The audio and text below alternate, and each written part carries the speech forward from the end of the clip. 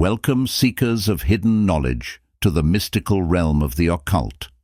Delve into the secrets of the universe as we journey together into the enigmatic world of ancient wisdom. Brought to you by your guide through the shadows of enlightenment, Wisdom Rocker. Uncover the mysteries, unlock the power, and journey with us as we explore the hidden depths within the pages of forgotten scrolls and ancient texts. Prepare to embark on a journey beyond the ordinary, where wisdom transcends time and knowledge is your greatest ally. Welcome to Wisdom Rocker. Prepare to awaken your inner sage. In this video, we will be uncovering the wisdom within the chapters of The History of Magic, including a clear and precise exposition of its procedure, its rites, and its mysteries. By Eliphas Levi, 1922. Book 7. Magic in the 19th Century. VII. Chapter 7. Summary and Conclusion. It remains for us to summarize and conclude. To summarize the history of a science is to summarize the science itself, and we are therefore to recapitulate the great principles of initiation, as preserved and transmitted through all the ages. Magical science is the absolute science of equilibrium. It is essentially religious. It presided at the formation of dogmas in the antique world, and has been thus the nursing mother of all civilizations. O chaste and mysterious mother, who, in giving milk of poetry and inspiration to the dawning generations, didst cover thy face and breast.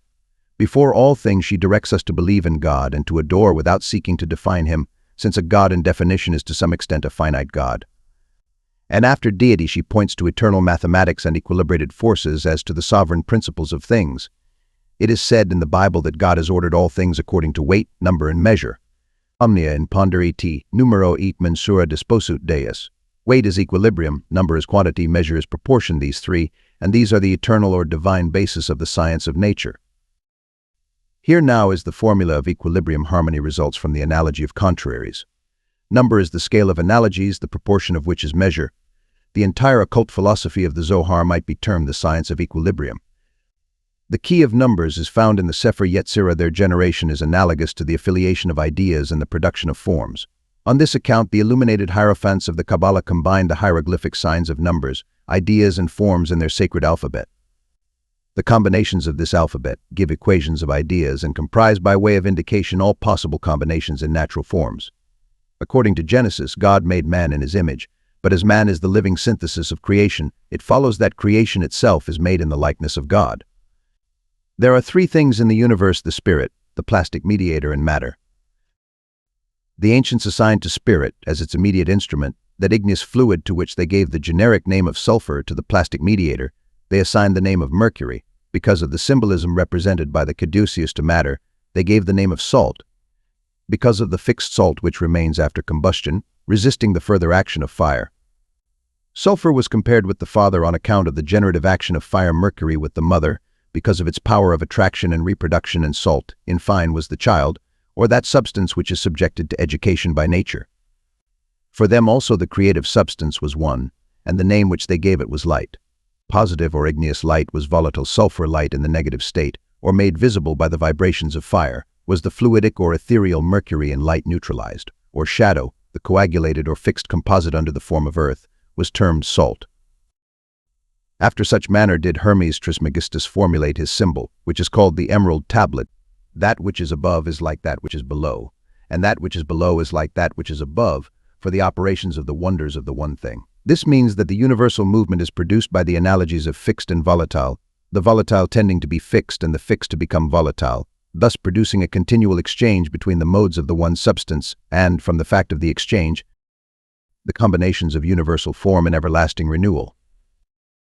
The fire is Osiris, or the sun the light is Isis, or the moon they are the father and mother of that grand telesma which is the universal substance, not that they are its creators, but rather its generating powers, the combined effort of which produces the fixed or earth. This force has reached its plenary manifestation when earth has been formed therefrom. Osiris is not therefore God, even for the great hierophants of the Egyptian sanctuary. He is the igneous or luminous shadow of the intellectual principle of life, and hence in the supreme moment of initiation a flying voice whispered in the ear of the adept that dubious revelation. Osiris is a black god. Woe to the recipient whose understanding had not been raised by faith above the purely physical symbols of Egyptian revelation. Such words would become for him a formula of atheism, and his mind would be struck with blindness. But for the believer more exalted in intelligence, those same words sounded like an earnest of the most sublime hopes.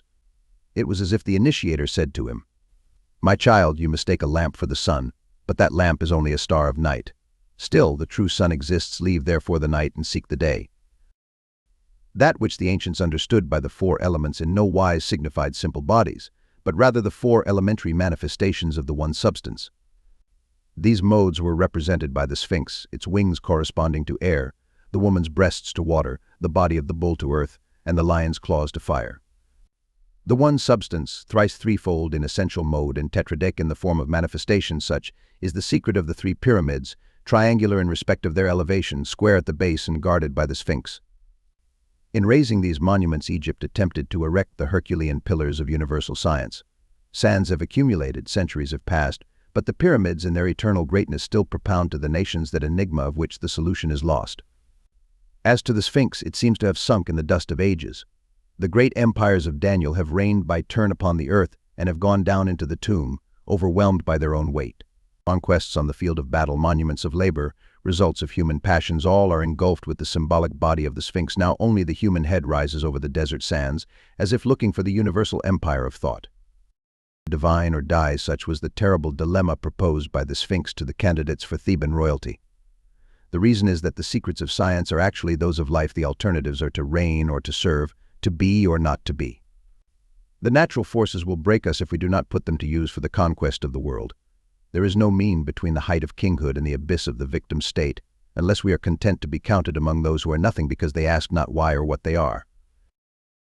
The composite form of the Sphinx also represents by hieroglyphical analogy the four properties of the universal agent, that is to say, the astral light dissolving, coagulating, heating, and cooling.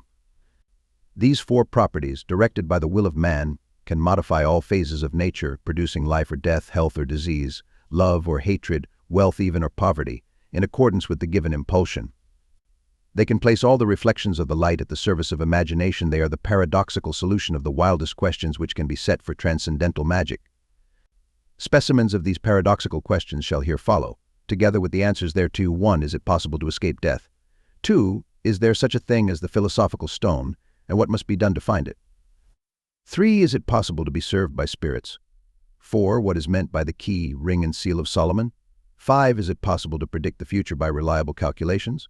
6. Can good or evil be worked at will by means of magical power? 7. What must be done to become a true magician? 8. What are the precise forces put in operation by black magic?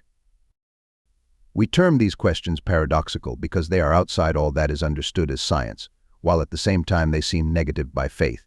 If propounded by an uninitiated person, they are merely foolhardy, while their complete solution, if given by an adept, would seem like a sacrilege.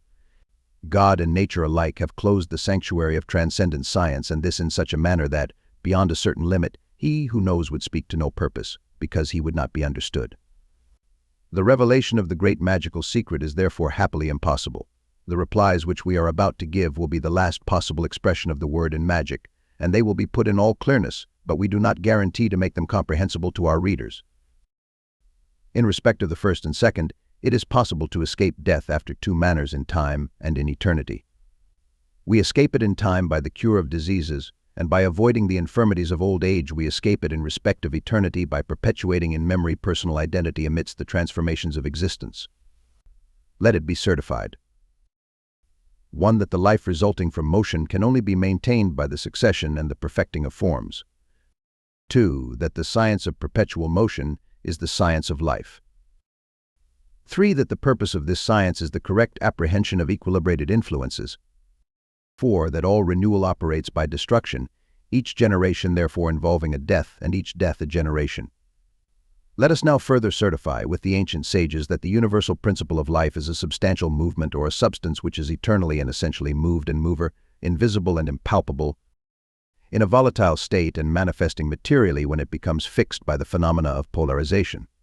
This substance is indefectible, incorruptible, and consequently immortal, but its manifestations in the world of form are subject to eternal mutation by the perpetuity of movement.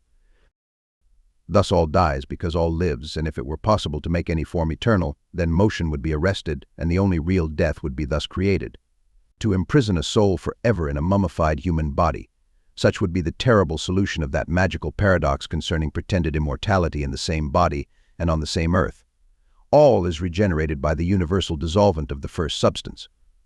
The force of this dissolvent is concentrated in the quintessence, that is to say, at the equilibrating center of a dual polarity. The four elements of the ancients are the four forces of the universal magnet, represented by the figure of a cross, which cross revolves indefinitely about its own center, and so propounds the enigma respecting the quadrature of the circle. The creative word speaks from the middle of the cross and cries, "It is finished." It is in the exact proportion of the four elementary forms that we must seek the universal medicine of bodies, even as the medicine of the soul is offered by religion in Him who gives Himself eternally on the cross for the salvation of the world. The magnetic state and polarization of the heavenly bodies results from their equilibrated gravitation about suns, which are the common reservoirs of their electromagnetism. The vibration of the quintessence about common reservoirs manifests by light, and the polarization of light is revealed by colors. White is the color of the quintessence. This color condenses towards its negative pole as blue and becomes fixed as black, while it condenses towards its positive pole as yellow and becomes fixed as red. Thus centrifugal life proceeds always from black to red, passing by white, and centripetal life returns from red to black, following the same path. The four intermediates or mixed hues produce with the three primary colors what are called the 7 colors of the prism and the solar spectrum. These 7 colors form 7 atmospheres or 7 luminous zones round each sun, and the planet which is dominant in each zone is magnetized in a manner analogous to the color of its atmosphere. In the depths of the earth, metals are formed like planets in the sky, by the particular influences of a latent light which decomposes when traversing certain regions. To take possession of a subject in which the metallic light is latent before it becomes specialized and drive it to the extreme positive pole, that is to say, to the live red, by the help of a fire derived from the light itself, such is the secret and full of the great work. It will be understood that this positive light at its extreme degree of condensation is life itself in a fixed state, serving as a universal dissolvent and as a medicine for all kingdoms of nature. But to extract from marcasite, stibium and philosophical arsenic the living and bisexual metallic sperm, we must have a prime dissolvent which is a mineral saline menstruum, and there must be, moreover, the concurrence of magnetism and electricity. The rest proceeds of itself in a single vessel, being the athanor, and by the graduated fire of one lamp. The adepts say that it is a work of women and children. The heat, light, electricity, and magnetism of modern chemists and physicists were for the ancients elementary phenomenal manifestations of one substance called or, odd and ob, that is to say odd, ob, or. Odd is the active, ob the passive, and or is the name of the bisexual and equilibrated composite which is signified when the Hermetic philosophers speak of gold.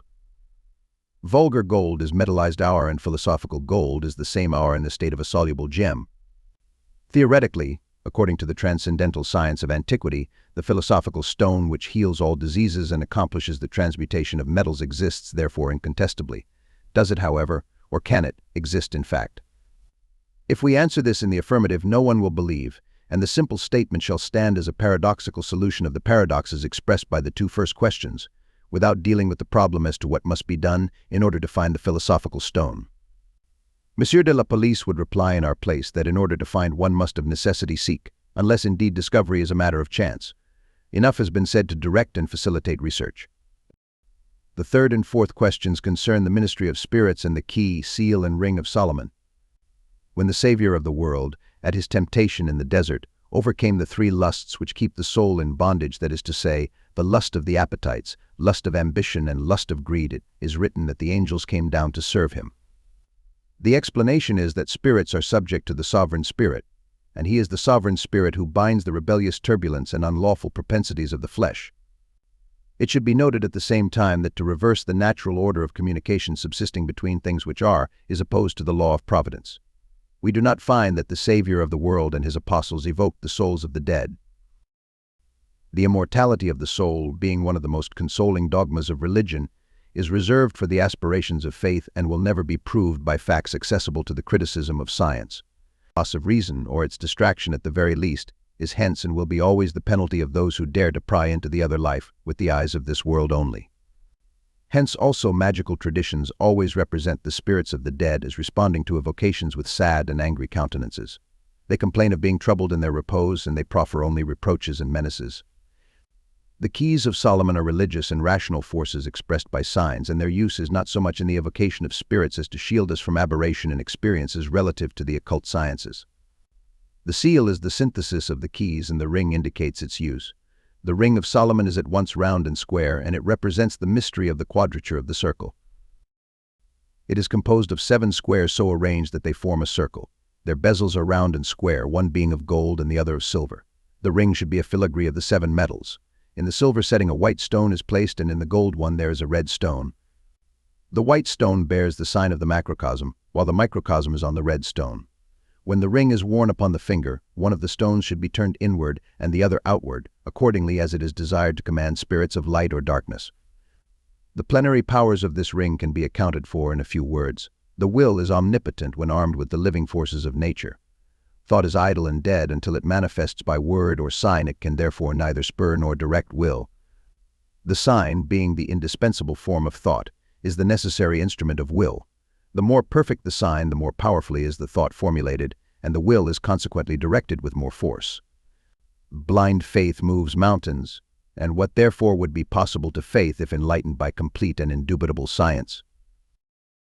If the soul could concentrate its plenary understanding and energy in the utterance of a single word, would not that word be all-powerful? The ring of Solomon, with its double seal, typifies all science and faith of the Magi expressed by one sign. It symbolizes the powers of heaven and earth and the sacred laws which rule them, whether in the celestial macrocosm or in the microcosm of man. It is the talisman of talismans and the pantacle which is above pantacles. As a sign of life it is omnipotent, but it is without efficacy as a dead sign. Intelligence and faith, the intelligence of nature and faith in its eternally active cause of such, is the life of signs. The profound study of natural mysteries may alienate the casual observer from God, because mental fatigue paralyzes the aspirations of the heart. It is in this sense that the occult sciences may be dangerous and even fatal for certain personalities. Mathematical exactitude, the absolute rigor of natural laws, their harmony and simplicity, suggest to many an inevitable, eternal, inexorable mechanism, and for such as these Providence recedes behind the iron wheels of a clock in perpetual motion. They fail to reflect on the indubitable fact of freedom and autocracy in thinking beings. A man disposes at his will of creatures organized like himself. He can snare birds in the air, fish in the water, and wild beasts in the forest. He can cut down or burn entire forests. He can mine and blast rocks, or even mountains. He can modify all forms about him, and yet, notwithstanding the supreme analogies of nature, he refuses to believe that other intelligent beings might at their will disintegrate and consume worlds, extinguish suns by a breath, or reduce them to starry dust, beings so great that they are too much for our faculty of sight, even as we, in our turn, are probably inappreciable to the eye of the mite or worm. And if such beings exist without the universe being destroyed 1,000 times over, must we not admit that they are under obedience to a supreme will, a wise and omnipotent force, which forbids them to annihilate worlds, even as it forbids us to destroy the swallow's nest and the chrysalis of the butterfly?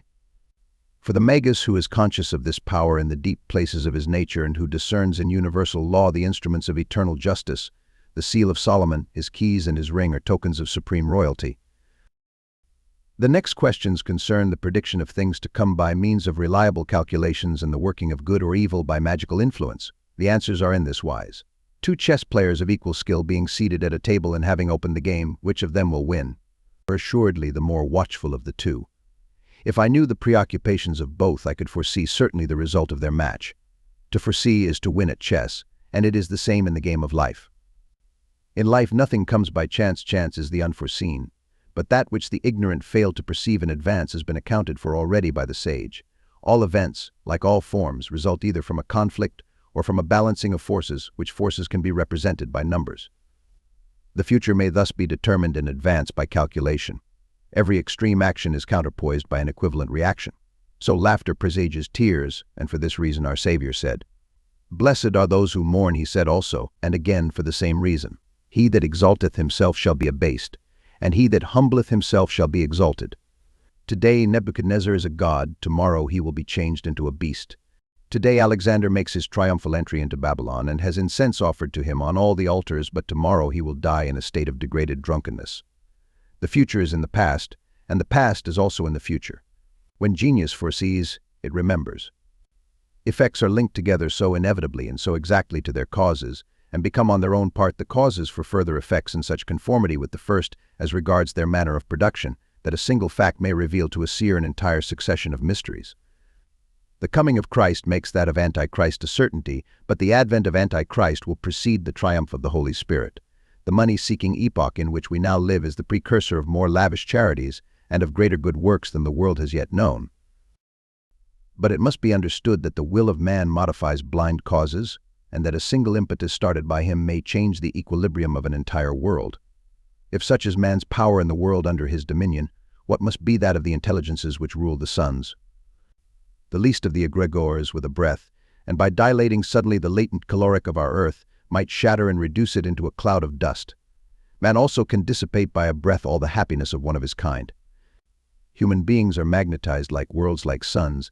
They irradiate their particular light, some are more absorbent, some give forth more freely. No one is isolated in this world, each is a fatality or a providence. Augustus and Cinna encounter both, are proud and implacable, and hereof is fatality. That fatality makes Cinna seek to slay Augustus, who is impelled as fatally to punish him, but he elects to forgive. Here fatality is changed into providence, and the epoch of Augustus, inaugurated by this sublime beneficence, was worthy to witness the birth of him who said, "Forgive your enemies," by extending his mercy to Cinna. Augustus atoned for all the revenge of Octavius.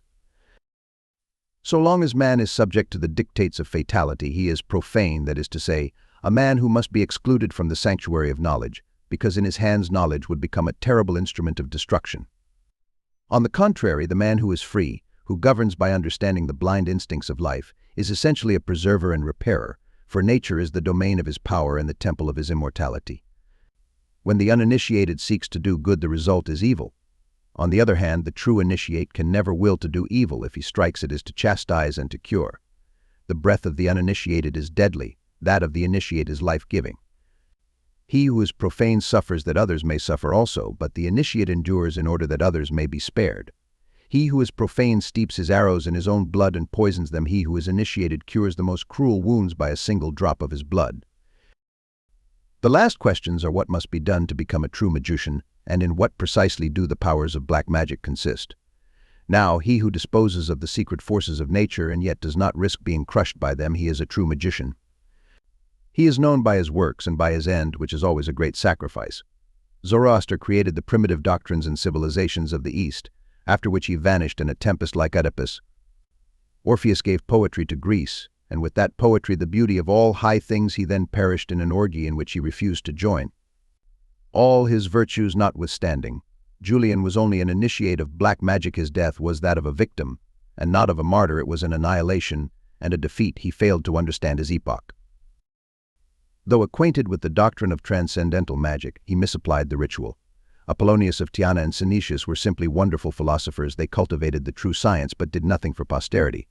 At their period, the magi of the gospel reigned in the three parts of the known world, and the oracles were silenced by the cries of the babe of Bethlehem.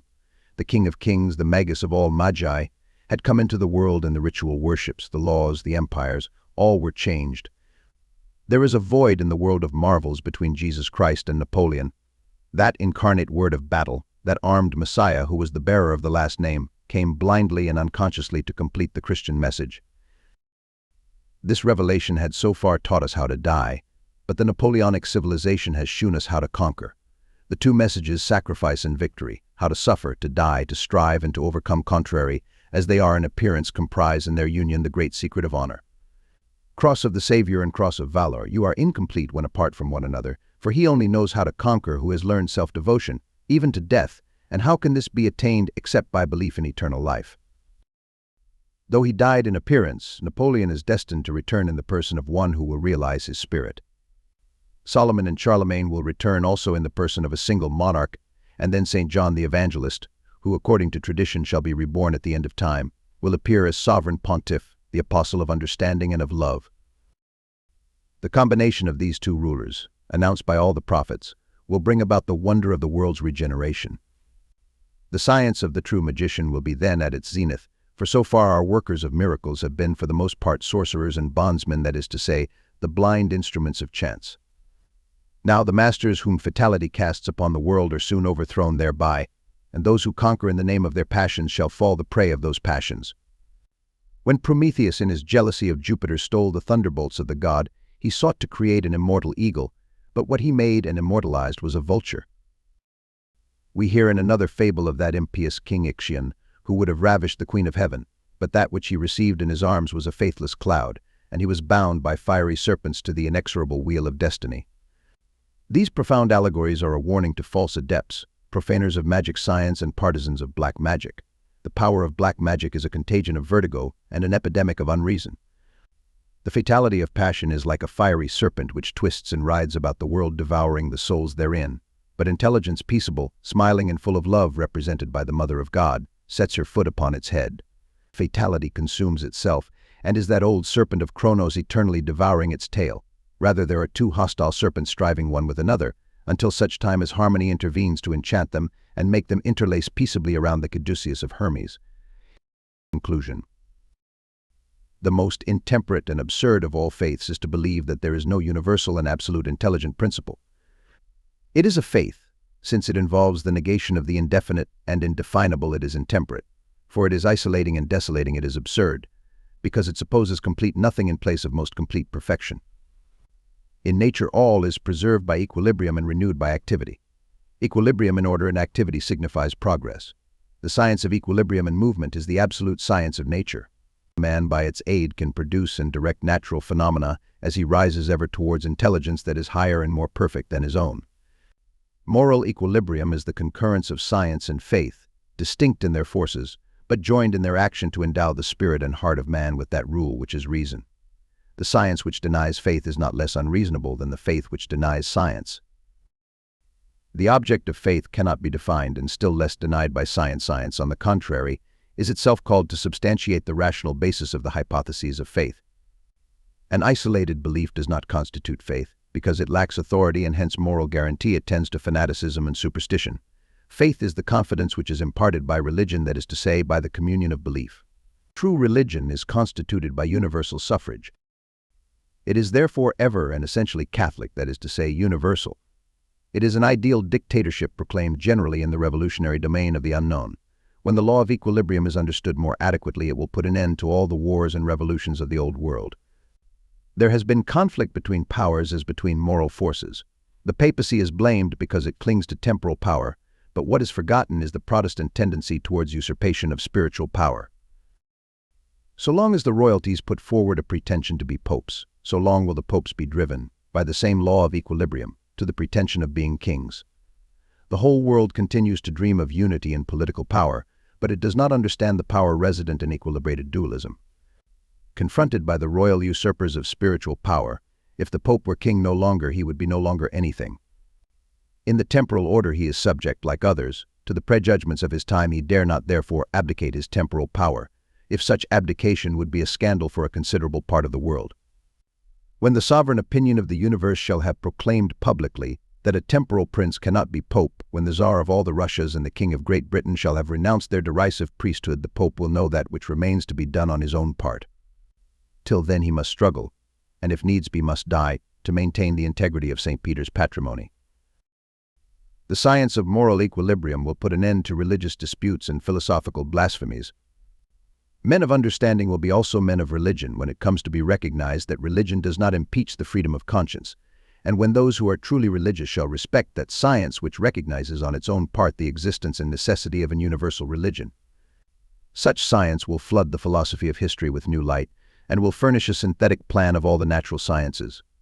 The law of equilibrated forces and of organic compensations will reveal a new chemistry and a new physics. So from discovery to discovery we shall work back to Hermetic philosophy, and shall be astonished at those prodigies of simplicity and brilliance which have been for so long and long forgotten. Philosophy in that day will be exact like mathematics, for true ideas being those which are identical with the living order, and so constituting the science of reality shall combine with reason and justice to furnish exact proportions and equations as rigorous as numbers. Error thenceforth will be possible to ignorance alone, and true knowledge will be free from self-deception. Aestheticism will be subordinated no longer to caprices of taste which change as fashions change. If the beautiful is the splendor of the true, we shall be able to calculate without error the radiation of a light of which the source shall be certainly known and determined with exact precision. Poetry will abound no longer with foolish and subversive tendencies, nor will poets be those dangerous enchanters whom Plato crowned with flowers and banished from his republic. They will be rather magicians of reason and gracious mathematicians of harmony. Does this mean that the earth will become an El Dorado? No, for so long as humanity exists, there will be children, meaning those who are weak, small, ignorant, and poor. But society will be governed by its true masters, and there will be no irremediable evil in human life. It will be understood that the divine miracles are those of eternal order, and the phantoms of imagination will be worshipped no longer on the faith of unexplained wonders. The abnormal character of certain phenomena is only a proof of our ignorance in the presence of the laws of nature. When God designs to communicate the knowledge of himself, he enlightens our reason and does not seek to confound or surprise it. In that day we shall know the utmost limit of the power of man who is created in the image of God. We shall realize that he also is a creator in his own sphere, and that his goodness, directed by eternal reason, is a lower providence for beings which are placed by nature under his influence and domination. Religion will then and forevermore have nothing to fear from progress, and will follow in the course thereof. The blessed Vincent de Lerins, a doctor justly venerated in the golden chain of Catholicism, expresses admirably this accord between progress and conservative authority. According to him, true faith is worthy of our confidence only on account of that invariable authority which safeguards its dogmas from the caprices of human ignorance. This notwithstanding, adds Vincent de Lerins, such immobility is not death. On the contrary, it preserves a germ of life for the future. That which we believe today without understanding will be understood by the future, which will rejoice in the knowledge thereof. Posteritas intellectum gratulatur, quod ante vetustus non intellectum venerabatur. If therefore we are asked whether all progress is excluded from the religion of Christ Jesus, the answer is no, assuredly. For great is the progress expected. Who indeed would be so jealous of humanity and at such enmity with God as to wish to hinder progress? But the condition is that it should be progress in reality and not change of belief. Progress is the growth and development of each thing according to its class and its nature. Disorder is confusion and the medley of things and their nature. There must be undoubtedly a difference in the degrees of intelligence, science, and wisdom, as much for men in general as for each man in particular, according to the natural succession of epochs in the Church, but so only that all be conserved and that dogma shall ever cherish the same spirit and maintain the same definition. Religion should develop souls successively, as life develops bodies which remain the same through all the stages of their growth. How great is the difference between the infantile flower of early years and the maturity of age! The old notwithstanding are the same in respect of personality as they were in boyhood. It is the exterior and the appearances which have changed. The limbs of an infant in the cradle are exceedingly frail, yet are they the same organs, having the same root principles, as those of the man, and this must be so, for otherwise there is deformity or death. The analogy obtains in the religion of Jesus Christ, for progress therein is fulfilled according to the same conditions and following similar laws. It grows with the years it increases in strength, but nothing is added to the sum total of its being. It was born complete and perfect in respective proportions, and it grows and extends without changing. Our fathers sowed the wheat, and our nephews ought not to reap tares. The intermediate crops change nothing in the nature of the grain. We leave it perforce as we take it. Catholicism planted roses, and is it for us to substitute brambles? No, unquestionably, otherwise woe to us. The balm and cinnamon of this spiritual paradise must not change in our hands to aconite and poison. All whatsoever which in the Church, that lovely land of God, has been sown by the fathers must be cultivated and nourished by the sons. This only must grow, and this alone blossom, but it may increase, and it should develop. As a fact, God permits that the dogmas of his heavenly philosophy shall be studied, developed, polished in a certain sense, but that which is forbidden is to change them, and that which is a crime is to prune them or to mutilate. May new light come down on them and the wise distinctions multiply, but let them ever preserve their fullness, their integrity, and their native quality. Let us therefore take it for granted that all conquests of science in the past have been achieved for the profit of the universal Church, and with Vincent de Lerins, let us allocate thereto the undivided heritage of all progress to come. Unto her be the great aspirations of Zoroaster, and all discoveries of Hermes. Hers be the key of the Holy Arch and the ring of Solomon, for she represents the holy and immutable hierarchy. She is stronger by reason of her struggles and is grounded by her apparent falls in still greater stability. She suffers in order that she may reign, she is cast down that she may be exalted in her rising, and she dies that she may rise again. We must be prepared. Says Comte Joseph de Maistre, for a great event in the divine order we are moving towards it at an accelerated pace, which must be manifest to all observers. While striking oracles announce that the hour is at hand, many prophecies in the Apocalypse have reference to these modern times. One writer has gone so far as to say that the event is already inaugurated, and that the French nation is destined to become the great instrument of the most mighty of all revolutions. There is perhaps no truly religious man in all Europe, I speak of the educated classes, who is not in expectation of something extraordinary at this present moment. Does a general presentiment of the kind count for nothing? Go back through past ages, even to the birth of our Savior. At that period a high and mysterious voice, beginning in the eastern realms, proclaimed that the East was about to triumph, that a conqueror would come out of Judea, that a divine infant was given us, that he would descend from highest heaven and restore the golden age upon the earth. Such ideas were spread abroad everywhere, and as they lent themselves to poetry above all things, they were taken over by the greatest of Latin poets and emblazoned with brilliant hues in his polio. Today, as in the time of Virgil, the universe is in expectation, and how on our part shall we despise such strong persuasion, or by what right condemn those who are devoted to sacred researches on the indications of divine signs? If you seek proof of what is in store, look at the sciences themselves, consider the progress of chemistry, of astronomy also, and you will see where they are leading. Would you think, for example, that Newton takes us back to Pythagoras, and that it will be proved presently that the heavenly bodies are set in motion, like human bodies, by intelligences joined thereto? We know not how, but this is what is on the point of being verified beyond all dispute. Such doctrine may seem paradoxical and even ridiculous, because current opinion imposes this view, but let us wait till the natural affinity of religion and science marry both in the mind of a single man of genius. His advent cannot be far off, and then the opinions which now seem bizarre or irrational will become axioms which no one will question, while people will talk of our present stupidity as they now speak of medieval superstition. According to St. Thomas, and it is a beautiful utterance, all that God wills is just, but that which is just should not be so designated only because God wills it, non ex hoc dicitur justum quod Deus illud vult. The moral doctrine of the future is contained herein, and from its fruitful principle one deduction follows immediately: not only is it good from the standpoint of faith to do what is ordained by God, but even from the standpoint of reason it is excellent and rational to obey him. Man can therefore say, I do good not only because God wills it, but because I also will. The will of humanity may be thus at once free and in conformity, for reason demonstrating in an irrecusable fashion the wisdom of the prescriptions of faith will act on its proper impulse by following the divine law, of which reason thus becomes, as it were, the human sanction. From that time forward superstition and impiety will be no longer possible, while from these considerations it follows that in religion and in practical, that is to say, in moral philosophy, there will be an absolute authority, and moral dogmas will alone be revealed and established.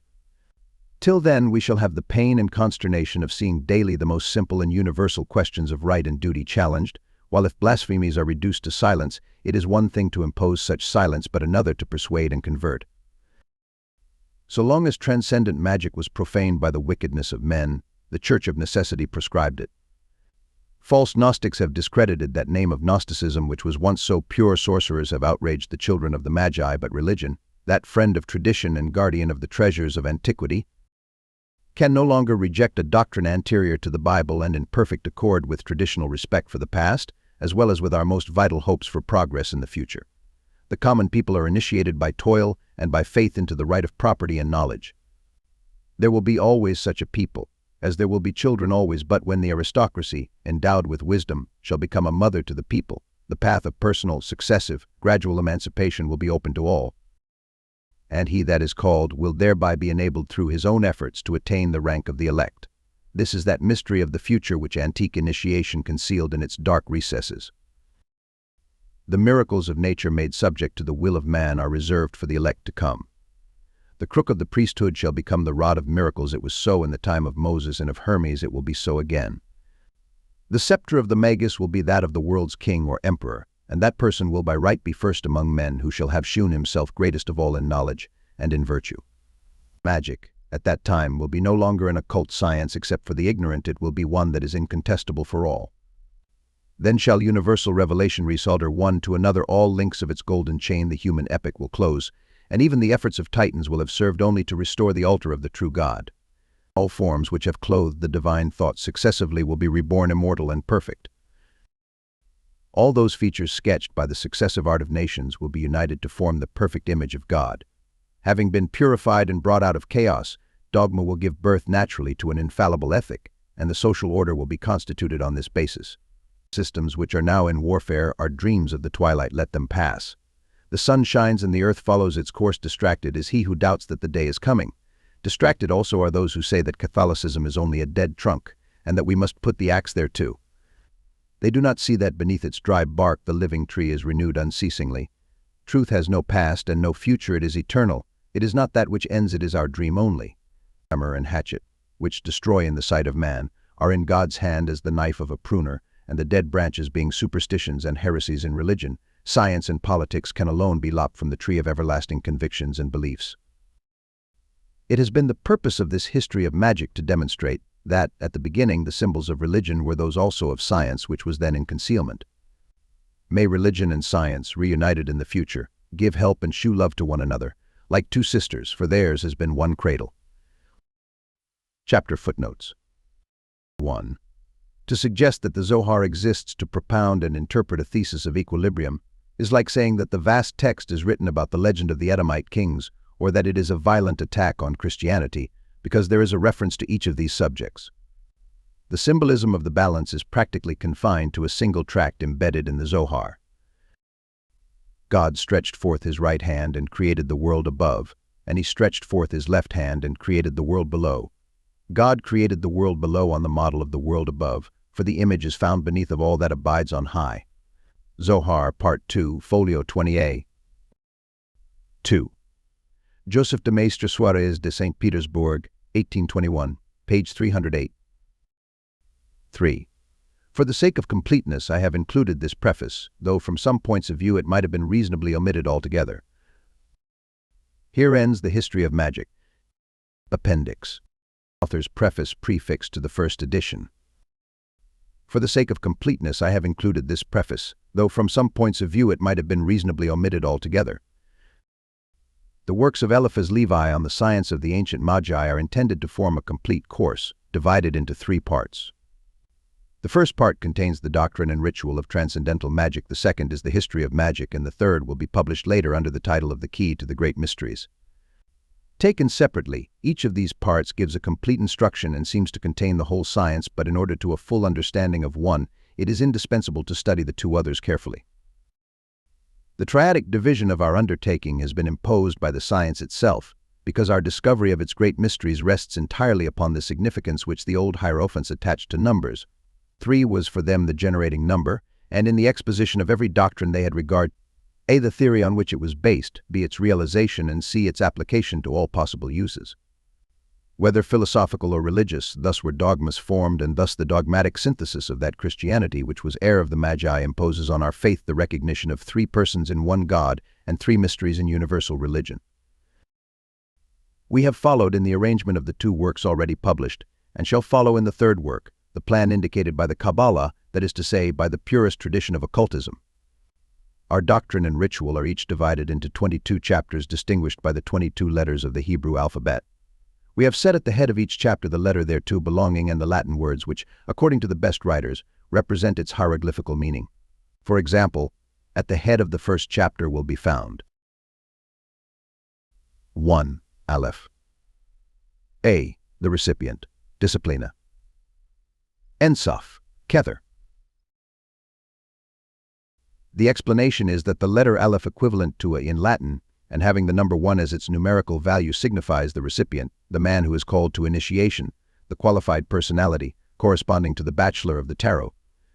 It signifies also disciplina, or dogmatic solipsis Ensoph, or being in its general and primary conception, and finally Kether, or the crown, which in Kabbalistic theology is the first and obscure idea of divinity.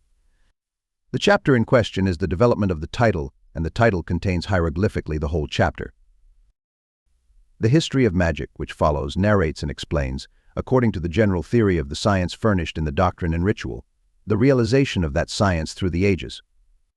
As the introduction explains, it is constituted in harmony with the number 7, the septenary being the number of the creative week and of divine realization. The key to the great mysteries will be established on the number 4, which is that of the enigmatic forms of the Sphinx and of elementary manifestations. It is also the number of the square and of force. In the book referred to, certitude will be established on irremovable bases.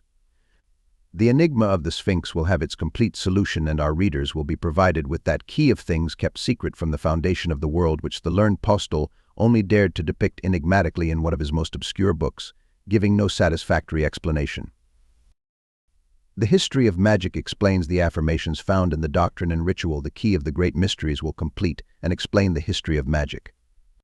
In this manner, for the attentive reader at least, we trust that nothing will be found wanting in our revelation of the secrets of Jewish Kabbalism and of supreme magic, whether that of Zoroaster or of Hermes. The writer of these books gives lessons willingly to serious and interested persons in search of these, but once and for all he desires to forewarn his readers that he tells no fortunes, does not teach divination, makes no predictions, composes no philtres, and lends himself to no sorcery and no evocation. He is a man of science, not a man of deception. He condemns energetically whatsoever is condemned by religion, and hence he must not be confounded with persons who can be approached without hesitation on a question of applying their knowledge to a dangerous or illicit use. For the rest, he welcomes honest criticism, but he fails to understand certain hostilities. Serious study and conscientious labor are superior to all attacks, and the first blessings which they procure, for those who can appreciate them, are profound peace and universal benevolence. Eliphas Levi, September 1st, 1859.